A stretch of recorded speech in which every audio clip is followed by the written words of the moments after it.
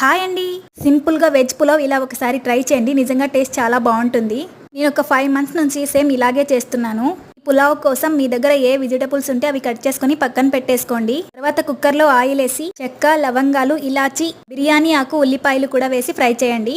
నేనైతే క్యారెట్, ఆలుగడ్డ మాత్రమే వేస్తున్నాను. ఇవన్నీ వేసాక బాగా కలుపుతూ ఒకసారి ఫ్రై చేయండి. ఈ పులావ్కి కారం వేయకండి. నేనైతే ఒక పచ్చిమిర్చి మాత్రమే వేశాను. టేస్ట్కు తగ్గ సాల్ట్ కూడా వేసేసుకోవాలి. హాఫ్ అన్ అవర్ ముందే రైస్ నానబెట్టేసుకున్నాను. రైస్ వేసాక ఒకసారి మొత్తం కలుపుకోవాలి. నేనైతే 2 గ్లాస్ రైస్కి 4 గ్లాస్ వాటర్ వేస్తాను. పక్కన వాటర్ కూడా మరిగించి పెట్టాను. ఇంకా వాటర్ అయితే వేసేసుకోవాలి. ఇంకా నా దగ్గర అయితే వెజ్ బిర్యానీ పౌడర్ ఖాళీ అయిపోయింది. అందుకే గరం మసాలా వేసాను ఈరోజు.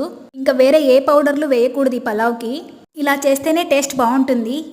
వెజ్ బిర్యానీ మసాలా లేదా చికెన్ మసాలా లేదా గరం మసాలా ఈ మూడింట్లో ఏదో ఒకటి మాత్రమే వేయండి. 2 విజిల్స్ వచ్చాక స్టవ్ ఆఫ్ చేసేయడమే. ఈ వీడియో మీకు నచ్చినట్లయితే ప్లీజ్ లైక్ చేయండి. బాయ్ అండి.